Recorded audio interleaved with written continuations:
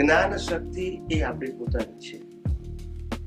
બાકી વિચારવાની શક્તિ, બોલવાની શક્તિ, ક્રિયા કરવાની શક્તિ અને આ દુનિયાના સાધન, સંપત્તિ, સંબંધો અને સત્તાની શક્તિ એ આપણી નથી. એ કમ એન્ડ ગો છે. શું છે?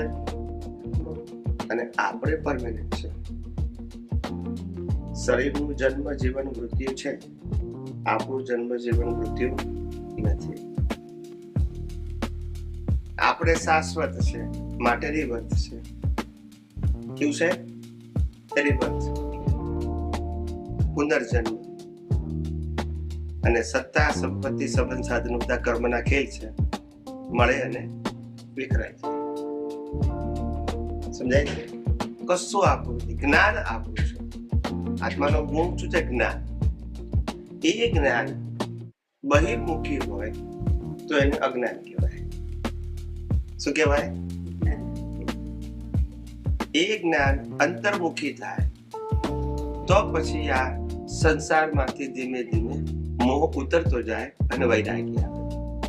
અને અંતર્મુખી થયા પછી પોતાનું બધું જ અજ્ઞાન નાશ કરી, અજ્ઞાન એટલે રિલેટિવ સત્યની વેલ્યુ ઝીરો કરી નાખે તો પછી પોતાનું સ્વાભાવિક જ્ઞાન શું છે? ખુલ્લું થઈ જાય. That is the process. એટલે વિજ્ઞાન, આધ્યાત્મ વિજ્ઞાન શું કહે છે? Really speaking, who is you are. તમે કોણ છો? તમારી ક્ષમતા શું છે? તમારું પરમેનન્ટ સ્ટેટસ શું છે?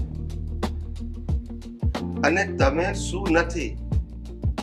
એ નથી એને બનાવનાર, એને ચલાવનાર, એનો અંત લાવનાર કોણ છે? બસ આ બે જ વસ્તુ જાણવાની છે. એક જ્ઞાન છે અને બીજું દર્શન છે. દર્શનનો મતલબ other than you. You know the fact of other than you. તમે પોતે પરમેનન્ટ છો, પણ તમારા સિવાય શું છે